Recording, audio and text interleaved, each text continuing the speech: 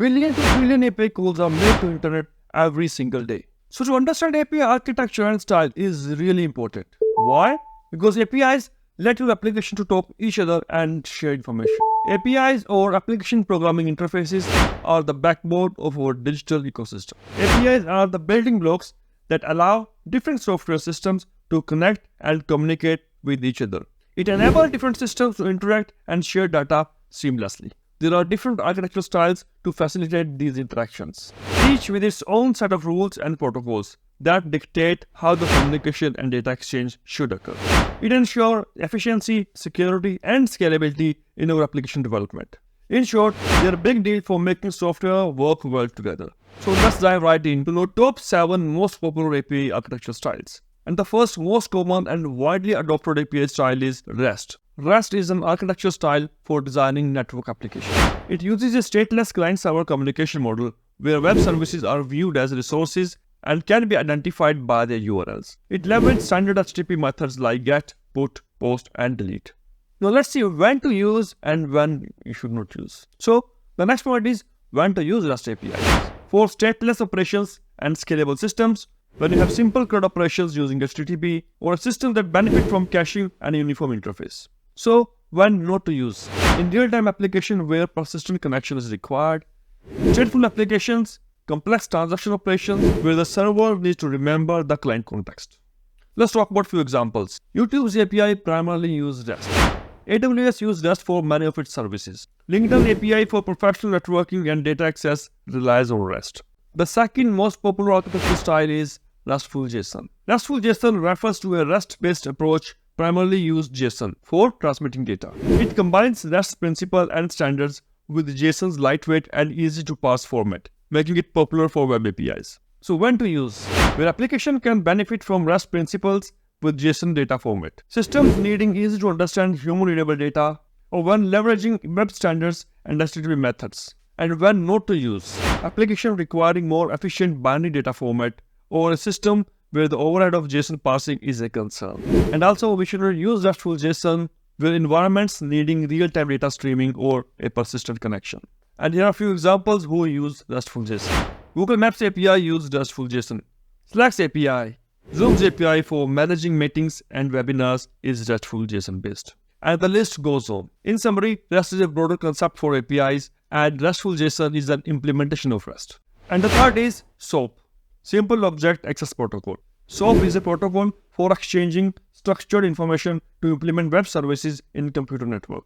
It relies on XML for its message format and on other application layer protocol, most notably HTTP and SMTP for message negotiation and transmission. So when to use SOAP and when you should not use SOAP. Enterprise level web services with complex security requirement. Systems that require format contract between client and server. And when you should not use. When lightweight and quick response, APIs require less overhead and no rigid contract. Simple web services where RESTful approach are more efficient. If I talk about real world, Salesforce offers SOAP API for enterprise level integration. PayPal's API includes SOAP, providing robust security features essentially for financial transactions. eBay offers a SOAP API for assessing their platform, benefiting from SOAP's formal contract and security standards. Next is GraphQL. Similar to how React was created, Facebook internally developed GraphQL in 2012 and then released it publicly in 2015. GraphQL is a query language for APIs and a runtime for executing those queries using a type system you define for your data. Unlike REST, which uses multiple URLs to access different data, GraphQL uses single endpoint and allows clients to specify exactly what data they need. So the big question is when to use GraphQL. When application require complex nested data retrieval with a single query, or when clients need to specify exactly what data they need, and when you should not use GraphQL. Applications where the overhead of learning GraphQL is not justified, or a system where the API response structure is fixed and cannot be varied by the client. As I mentioned earlier, Facebook is using GraphQL. In fact, not only Facebook, Shopify, Yelp, and Pinterest are also using GraphQL. And the next is JsonRPC, Remote Procedure Call. JsonRPC is a stateless, lightweight remote procedure call protocol. Primarily, this specification defines several data structures and the rules around their processing. It is transport agnostic, meaning it can be used with virtually any transport medium. So, when to use? Application need a simple transport agnostic protocol, or systems require a flexible and easy to use interface without many constraints.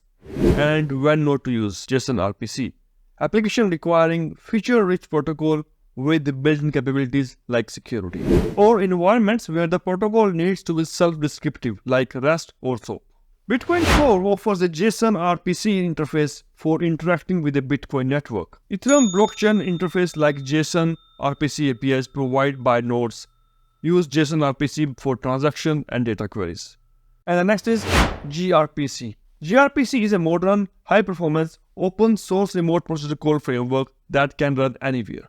It uses HTTP2 for transport and protocol buffers and the interface description language and provide features such as authentication, load balancing, and more. So the question is when you should use GRPC.